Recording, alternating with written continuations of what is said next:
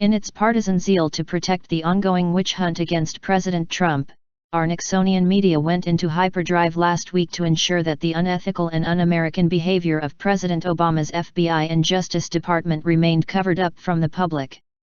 After this cynical effort failed with the release of the Nunes Memo Friday, the media quickly switched tactics and is now working feverishly to muddy the waters about the horror show revealed in the memo.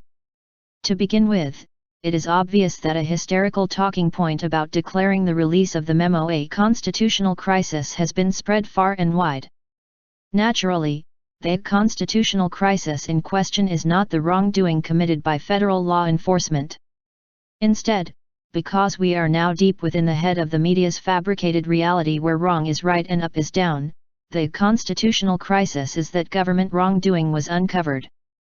One way the media are hoping to shield the federal government from accountability for its indefensible lies, cover-ups, and civil rights violations is to muddy the waters, to distract us with nonsense so that we lose focus on the sins committed by an FBI and Department of Justice, DOJ, that abused its power and public trust in unprecedented ways. Here are 16 things the media do not want you to know about the Nunes Memo. The so-called Russian dossier, the creation of Fusion GPS and former British spy Christopher Steele, is a political document, namely, opposition research, created for the Democrat National Committee and Hillary Clinton's 2016 presidential campaign. Using what it knew was opposition research paid for by the Clinton campaign, in October of 2016, the FBI and DOJ obtained a FISA warrant from the Secret Foreign Intelligence Surveillance Court to install a wiretap to spy on Hillary Clinton's opponent, the Trump campaign, specifically Carter Page. This spying would last for a year. It should be noted that the FISA court was set up to stop foreign terrorists. The fact that the FBI and DOJ would use this court to not only wiretap an American but to monitor a presidential campaign belies belief. Why Obama's FBI and DOJ used this court as opposed to a normal court is obvious. As you will see below, a normal court probably would have denied the application. Worse still, in the summer of 2016, Obama's DOJ had already opened a counterintelligence investigation into the Trump campaign. The fact that nothing from that months-old partisan investigation was used to obtain the Page wiretap is revealing.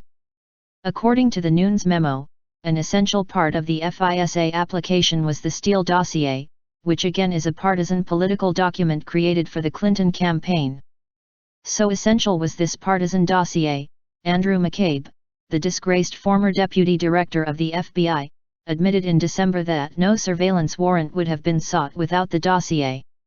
Not only did the FBI knowingly use a document from a partisan campaign to obtain a FISA warrant to spy on the competing campaign, the FBI knew the dossier was mostly salacious and unverified. We know this because disgraced former FBI Director James Comey told us so in June of 2017. According to the Nunes Memo, Steele told demoted DOJ official Bruce Orr, he was desperate that Donald Trump not get elected and was passionate about him not being president. Orr, who was part of the FBI's anti-Trump Russian investigation, was not only friendly with Steele, Orr's own wife worked at Fusion GPS doing opposition research, the dossier, against Trump for the Clinton campaign.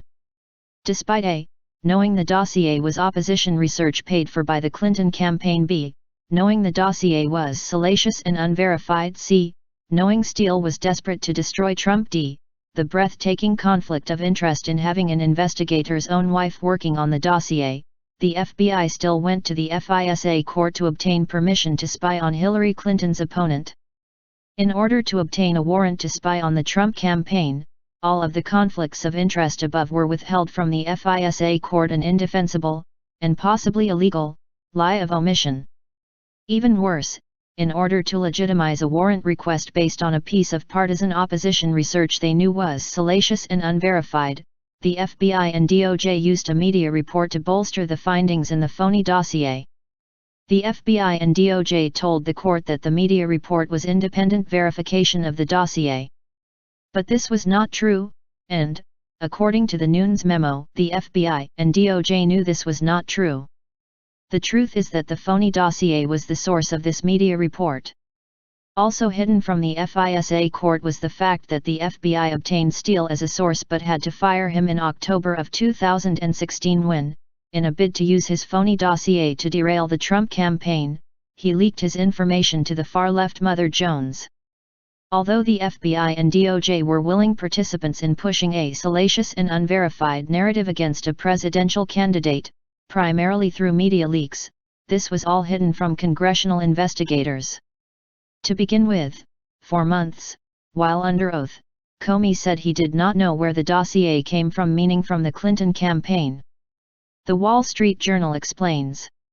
We also know the FBI wasn't straight with Congress, as it hid most of these facts from investigators in a briefing on the dossier in January 2017.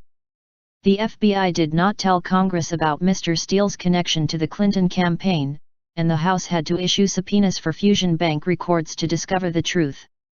Nor did the FBI tell investigators that it continued receiving information from Mr. Steele and Fusion even after it had terminated him. The memo says the Bureau's intermediary was Justice Department official Bruce Orr, whose wife, incredibly, worked for Fusion.